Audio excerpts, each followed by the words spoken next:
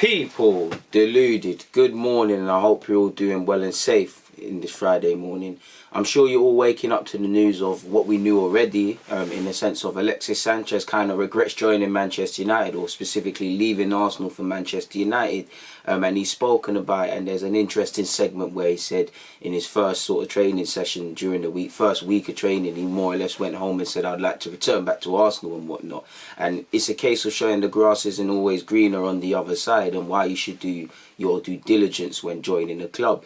Clearly he just made the move for money. I'm not doubting that, you know, he was enticed by Manchester United. I'm an Arsenal fan, but you can't have nothing but respect for Manchester United from a neutral point of view. It might not be Man United growing up, in my sense, you know, not necessarily when you think of United, they're not the league winners all the time, but it's a big club. Winning is integral, you know, it's a big club to play for. It's been played by, you know, legends have managed that club, legends have played for Manchester United. It's a well-supported club. There are enough reasons to want a top player to want to sign for the biggest club in England, but I don't necessarily think that's what Alexis wanted to do. I personally think, in hindsight, it's always been about cash. Apparently, you remember, you know, Wenger and David Dein, who David Dein weren't involved, but have actually said there was a deal to go in place for Alexis to sign an extension. He went on holiday, came back, his mind changed. You know, he was apparently close to PSG at one point. They didn't buckle over those wage demands. For one reason or another, Alexis to Man City didn't work, whether that's Alexis or, for that one in particular, I placed the blame at Arsenal,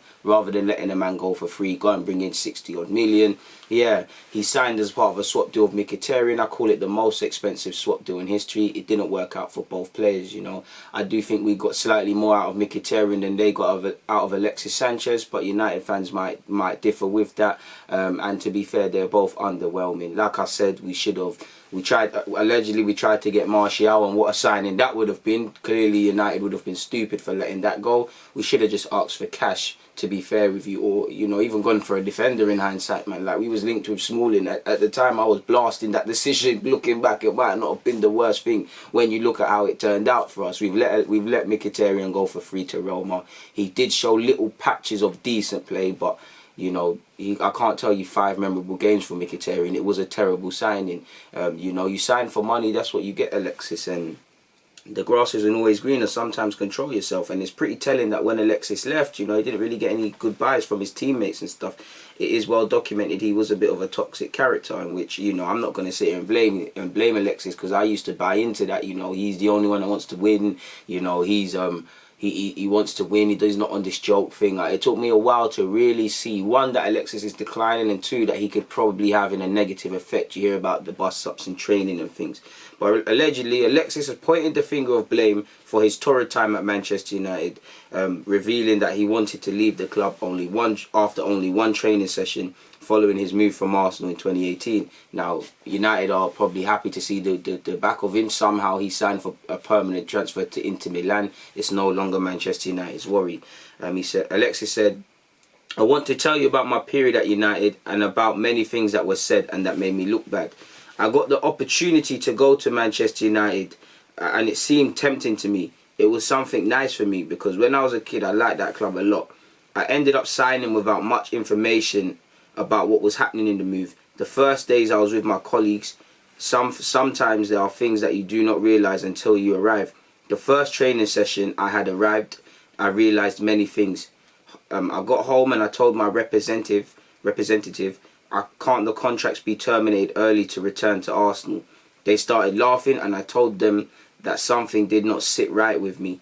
I had already been signed, which is crazy, people. And, you know, it's crazy that the pennies only dropped when he finally signed. And I have to say this, you know, when you look at the finance, it was a free transfer, but when you look at the men that was involved, you know, Alexis was signing on, I believe, you know, he can get a minimum of 500 or so a week, you know, 560, I think the article said. There was all sorts of bonuses. United did pay commissions to agents, and Alexis got a big fee. You know, agents probably ate off both sides. You know, agents probably ate off an agent fee from the club, probably took commission off Alexis Sanchez, maybe even took commission off Arsenal, maybe even getting paid free ways. You know, moves like this, you see bare people come out the woodworks and they're eating.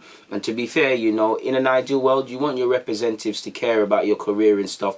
but people probably looking at it, Alexis is winding down, this is a cash payday sort of thing. In hindsight, Alexis does look like to be declining. It did look like to be the case at Arsenal, and it did look like when he joins United, considering the amount of football he's played. He's been a more or less a professional footballer since 16-17. Maybe this was always happening. But again, I don't think your agents acted in the best interest. Again, you know, like you said, if you've been following United since a kid, United, the money you could have earned at your time in your career was good. It's still a big club. I get it, you know, but it didn't strike me as you legitimately wanted to move there. You can't go from City to United. With all due respect to United, I'm not trying to make this a banter of it, but City were the elite at that time, you know. You can't, United were looking iffy, you know, there's no logical reason to go from that to that. And you, like I said, apparently he was linked with PSG and a couple of other clubs. Wage demands. This was always about bands. And again, we'll never know specifically, you know, did he find his teammates a bit weird? Did he not buy into the training? Was it just not a fit? You know, was it something Alexis could have done? We'll never know. But obviously it did raise a little snigger the first time I saw this. But then it made me think club players need to do their real due diligence before signing for a club. Because if you said there isn't information available to you, I'm sorry, but again, I won't go as far as to say this is the most important timing is signing for a club, because for me, that if I was Alexis, that's Barcelona. But it is in the sense of, you know, this is, I don't want to say last big move because he went to Inter Milan, but at the time, you know, this was a last probably significant move we would assumed in your career. Obviously, you're going to a rival. Obviously, United are not United, so where they used to be. So with that being said, would you not ask the questions? What are they trying to do in the transfer market? What's the training like? What are they trying to do in terms of managing and coaching and things like that? What's their plans for me? Did you ask the right questions? Did your advisors ask the right questions? It just didn't bang. He did speak about a lot more as well, people. He said he spoke about being kind of, you know, not being able to play and things like that. And he spoke about a time against West Ham. I think it was under Jose Mourinho. He said, apologies, people, I lost where I was. He said, in a game with West Ham, where he scored a hat-trick for Arsenal in the away game once, I wasn't picked.